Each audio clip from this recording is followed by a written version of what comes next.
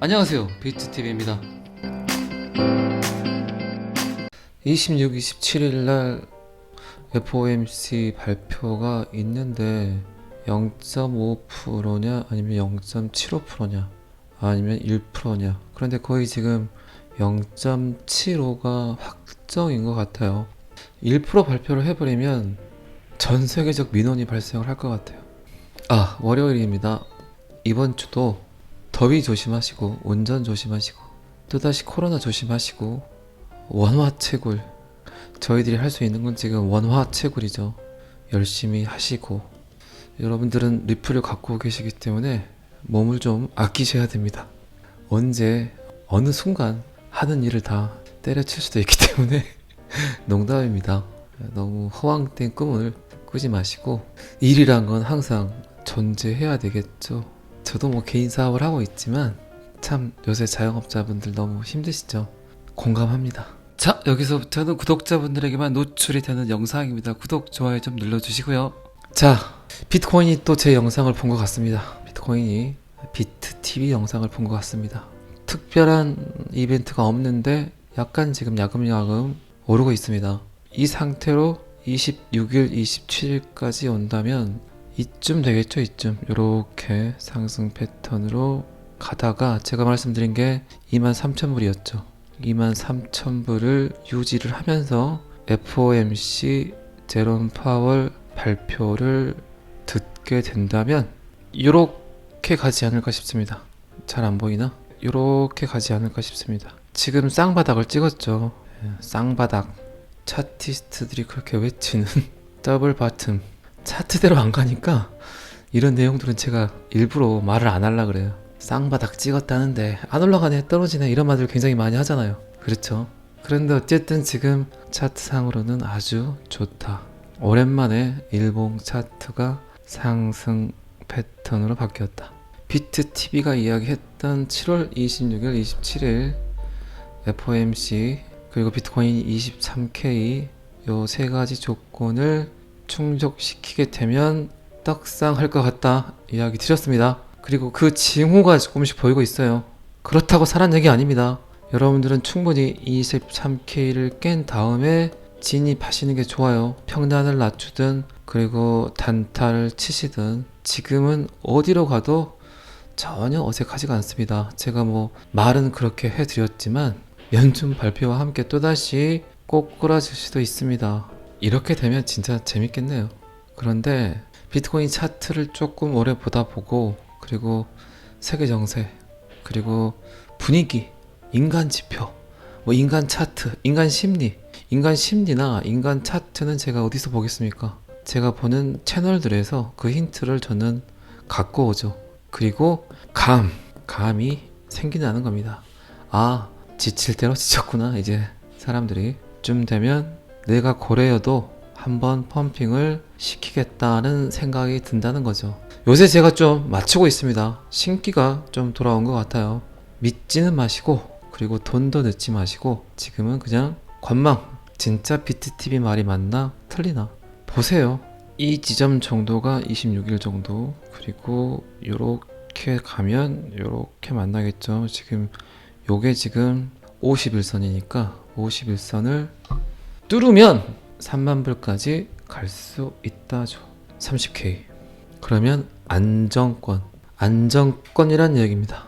저 같아부터는 약간 느긋하게 이제 즐기시면 되겠죠. 떨어지는 50K보다 상승하는 20K가 훨씬 즐겁다입니다. 여러분들 뭐 익절인 구간에서도 어떻게 해야 되는지 몰라서 우왕좌왕 하셨잖아요.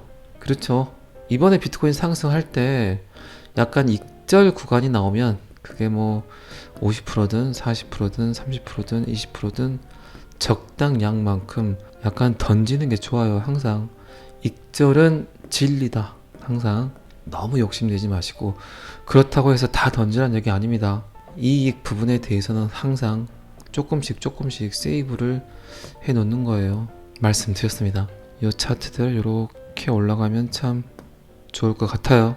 비트코인이 제 영상 보고 좋아요도 안 누르고 그냥 그런 것 같은데, 좋아요 구독 좀 누르고 그리고 올라갔으면 좋겠어요. RSI 상대 강도 지수는 지금 거의 50 정도 되는 것 같습니다. 진짜 비트코인이 인플레이션의 탈출구, 인플레이션에 저항할 수 있는 저항력이 있는 그런 자산인가, 그리고 달러의 탈출구 역할을 할 수 있을 것인가가 요번 FOMC 회의가 끝난 다음에 그 가치가 증명이 될 겁니다. 또다시 주식 차트와 같이 하락을 하게 되면 한 번의 기회를 더 기다려야 되고, 그게 아니라면 분명히 주식은 흐르거나 하락하지만 BTC 암호화폐 차트만 떡상할 수 있습니다. 자, 비트코인 차트는 여기까지만 보시고요. 제드 맥클럽 다들 아시죠? 스텔라 루멘의 공동 설립자 겸 CTO, 기술 총괄, 그리고 리플 공동 설립자죠. 2013년까지 공동 설립자 겸 기술 총괄로 일을 했던 사람입니다. 그리고 그가 보유를 하고 있던 XRP 개수가 꽤 있었죠. 지금까지도 주구장창 팔았죠.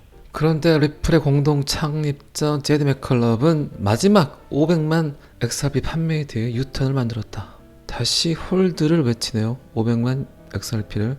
리플의 떡상을 예감하고 있죠. 지금 제드 맥컬럽도. 생각해보면 내가 그것을 모두 팔면 정말 어리석은 일이 될 것 같다. 인터뷰에서 직접 이야기를 했습니다. 만약 XRP 리플이 정말 589달러가 된다면 어떨까요? 나는 충분히 부자가 될 수 있습니다. 장난 아니 지금. 내가 지금 리플 589달러 보려고 매일 이렇게 $10,000로 이야기했다가 아주 욕 얻어먹으면서 이 방송을 매일 하겠니? 나는 그냥 $10,000 아니 5,000달러는 번다 라고 이야기해주고 싶습니다. 제가 $10,000 이야기를 하면 여러분들은 어떤 기분이 드시나요? 항상 다른 생각을 하셔야 됩니다. 스마트폰을 만들었던 스티브 잡스가 항상 이야기했죠. 다른 생각, think different. 여러분들은 다른 생각들을 해야 돼요. 지금 이 시대에 진짜 필요한 건 나와 다른 사람의 생각이 아닌 여러분들의 다른 생각이 필요하다니까요. 어쨌든 그는 계속해서 나는 이것이 인플레이션일 수도 있고 가스 비용일 수도 있지만 XRP의 나머지 부분을 보유하는 것이 나와 내 가족에게 더 많은 보안을 제공할 것이라는 느낌이 듭니다 라고 이야기를 했습니다. 그렇게 욕을 쳐 얻어먹고 XRP를 주기적으로 던지더니 아직도 그는 지금 110만 개, 420만 개, 530만 개의 XRP를 갖고 있네요. 확 그냥 500원에 다 던져라. 다 받아먹을 건데 아마 그거 던지면. 자, 이 기사는 여기까지만 보시고요. 리플 자체 조사에 따르면 전 세계 국가의 85%가 4년 이내에 이 등급의 암호화 자산을 채택할 것이라고 합니다. 리플은 또한 2021년 가을 22개국 1600명 이상의 비즈니스 참가자들에게 CBDC에 대해서 어떻게 생각을 하는지 질문을 했었습니다. 그리고 설문조사의 대다수가 CBDC 채택이 사정권 안에 들어있다고 이야기를 했고 85%가 넘는 사람들이 CBDC가 향후 4년 이내에 자국에서 채택될 것이라고 이야기를 했습니다. 그리고 40%가 넘는 사람들이 CBDC가 비즈니스, 금융, 사회에 대해서 중대한 영향을 미칠 것이라고 이야기를 했고 10% 미만의 사람만이 전혀 존재하지 않을 것으로 예상한다고 이야기를 했습니다. 이런 데이터를 왜 리플에서 만들까요? 그만큼 리플은 CBDC 기술력만큼은 전 세계에서 인정을 받고 전 세계 지금 많은 국가에서 테스트를 하고 있는 단계이기 때문에 이런 데이터들이 리플 회사 입장에서는 굉장히 중요한 자료가 될 수 있겠죠. 그리고 리플은 제가 썸네일에 굉장히 많이 썼던 내용이죠. 게임 체인저. 리플도 제 영상을 볼까요? 리플사에서도?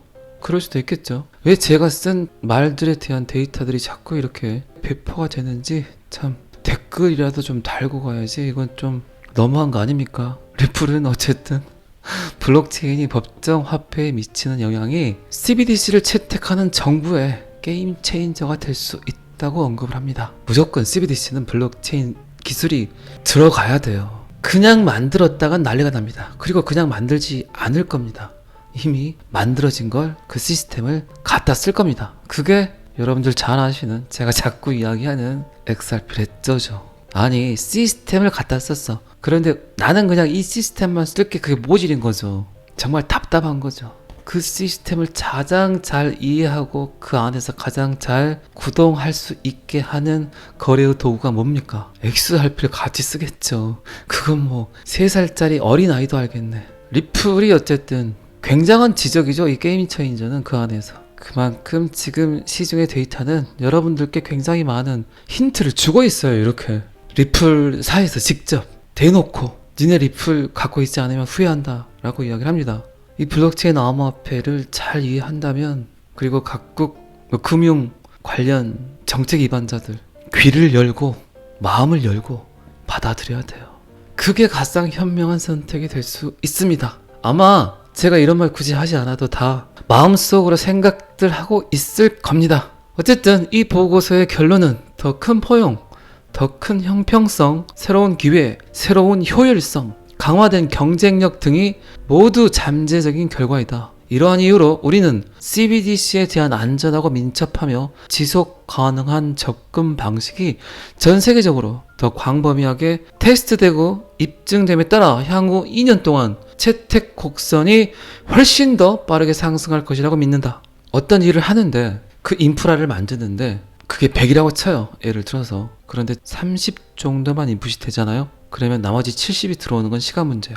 100이라는 인프라 가운데 30까지 만들기가 힘들어요. 예를 들어서 30까지 만드는 과정이 뭐 10년이 걸렸다면 30에서 100이 채워지는 건 1년이 안 걸립니다. 방금 제가 말씀드린 게 어떤 경우인가요? 스마트폰 보급률.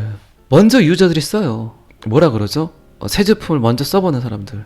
뭔가 이런 거에 굉장히 관심이 많은 분들. 이런 분들이 1명, 2명 쓰게 됩니다. 그리고 이제 그들이 입소문을 내요. 그리고 30% 정도 그게 인풋이 되면 나머지 70%는 순식간에 채워지게 되죠.